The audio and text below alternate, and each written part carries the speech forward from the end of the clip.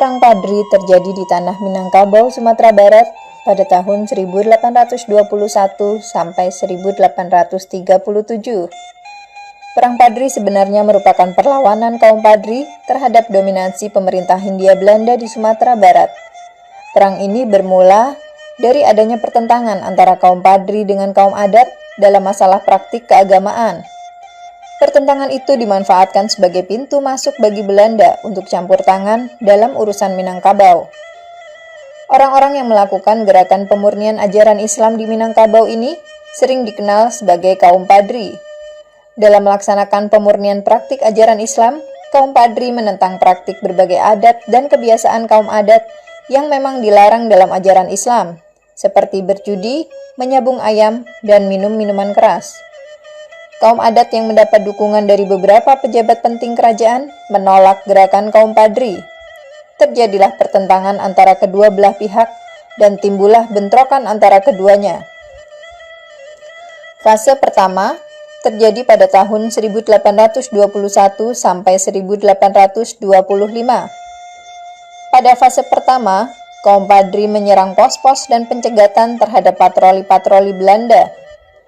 Bulan September 1821, pos-pos Simawang menjadi sasaran serbuan kaum Padri. Begitu juga dengan pos-pos lain seperti Soli Air dan Cipinang. Pasukan Padri menggunakan senjata-senjata tradisional seperti tombak dan parang, sedangkan Belanda dengan kekuatan 200 orang serdadu, ditambah sekitar 10.000 pasukan orang pribumi, termasuk juga kaum adat. Belanda menggunakan senjata-senjata lebih modern seperti meriam dan senjata api lainnya. Tuanku Pasaman dengan sisa pasukannya kemudian mengundurkan diri ke Lintau. Sementara itu, pasukan Belanda setelah berhasil menguasai seluruh lembah tanah datar, kemudian mendirikan benteng di Batu Sangkar yang kelak terkenal dengan sebutan Fort van der Capellen. Perlawanan kaum Padri muncul di berbagai tempat. Tuanku Pasaman memusatkan perjuangannya di Lintau dan Tuanku Nan Renceh memimpin pasukannya di sekitar Baso. Pasukan Tuanku Nan Renceh kemudian menghadapi pasukan Belanda di bawah pimpinan Kapten Govinet. Periode tahun 1821 sampai 1825, serangan-serangan kaum Padri memang meluas di seluruh tanah Minangkabau. Bulan September 1822, kaum Padri berhasil mengusir Belanda dari Sungai Puar, Guguk Sigandang, dan Tajong Alam.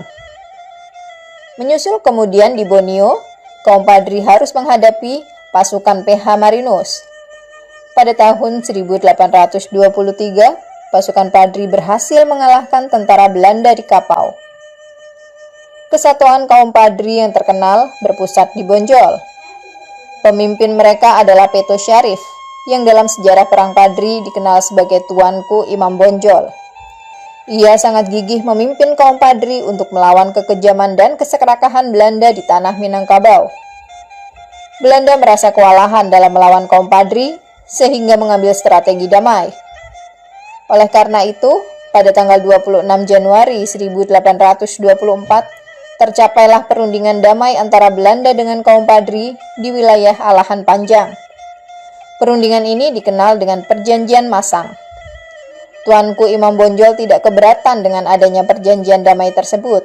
Akan tetapi, Belanda justru memanfaatkan perdamaian tersebut untuk menduduki daerah-daerah lain. Kemudian Belanda juga memaksa Tuanku Mensiangan dari kota Lawas untuk berunding, tetapi ditolak. Tuanku Mensiangan justru melakukan perlawanan. Tetapi Belanda lebih kuat, bahkan pusat pertahanannya kemudian dibakar dan Tuanku Mensiangan ditangkap. Tindakan Belanda itu telah menimbulkan amarah dari kaum Padri Alahan Panjang dan menyatakan pembatalan perjanjian damai. Tuanku Imam Bonjol menggelorakan kembali semangat untuk melawan Belanda. Dengan demikian, perlawanan kaum Padri masih terus berlangsung di berbagai tempat. Fase kedua berlangsung pada tahun 1825 sampai 1830. Pada tahun tersebut, Kolonel Destuers yang merupakan penguasa sipil dan militer di Sumatera Barat berusaha mengadakan kontak dengan tokoh-tokoh kaum Padri untuk menghentikan perang dan sebaliknya perlu mengadakan perjanjian damai. Belanda kemudian meminta bantuan kepada seorang saudagar keturunan Arab yang bernama Sulaiman Al-Jufri untuk mendekati dan membujuk para pemuka kaum Padri agar dapat diajak berdamai. Sulaiman Al-Jufri menemui Tuanku Imam Bonjol agar bersedia berdamai dengan Belanda.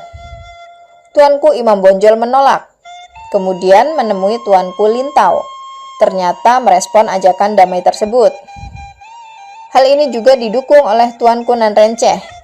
Itulah sebabnya pada tanggal 15 November 1825 ditandatangani Perjanjian Padang. Isi Perjanjian Padang itu antara lain adalah sebagai berikut. Pertama, Belanda mengakui kekuasaan pemimpin Padri di Batu Sangkar, Saruaso, Padang Guguk Sigandang, Agam, Bukit Tinggi, dan menjamin pelaksanaan sistem agama di daerahnya. Kedua, kedua belah pihak tidak akan saling menyerang. Ketiga, kedua pihak akan melindungi para pedagang dan orang-orang yang sedang melakukan perjalanan. Dan yang keempat, secara bertahap, Belanda akan melarang praktik adu ayam.